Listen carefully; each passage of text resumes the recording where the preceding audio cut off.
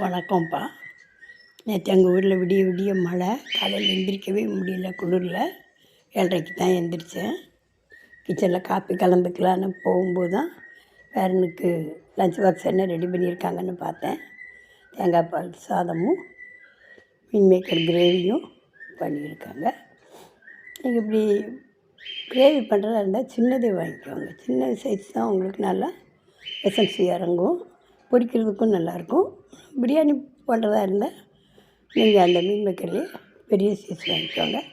ரெண்டுமே நீங்கள் வீட்டில் வாங்கி வச்சுக்கிட்டு போயிச்சா நல்லாயிருக்கும்.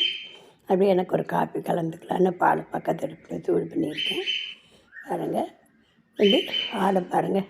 1 லிட்டர் பாலில் எவ்வளோ ஆடை இருக்குது.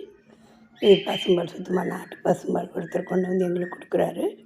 இதிலேருந்து தான் நான் 10 நாளைக்கு அந்த பால் ஏடு சேர்த்து வச்சு ஒரு நாள் 1/2 லிட்டர் பாலோட உர ஊற்றுவேன். அதையும் சேர்த்து 1/2 லிட்டர் பாலில் உர ஊற்றுனா தான் எனக்கு 10 நாளில் எப்படியும் ஒரு 1/4 லிட்ரு, குறைஞ்சது 200 1/4 லிட்ரு நெய் எனக்கு கிடைக்கும். நீங்களே இது மாதிரி பால் வாங்கினாங்கன்னா அந்த ஏடை சேர்த்து வச்சு வெண்ணெய் விடுங்க. பால் உர ஊற்றுறதுக்கு கூட நாங்கள் ஏடை விளக்கிட்டு தான் உர ஊற்றுவோம். தேங்க்ஸ் ஃபார் வாட்சிங்.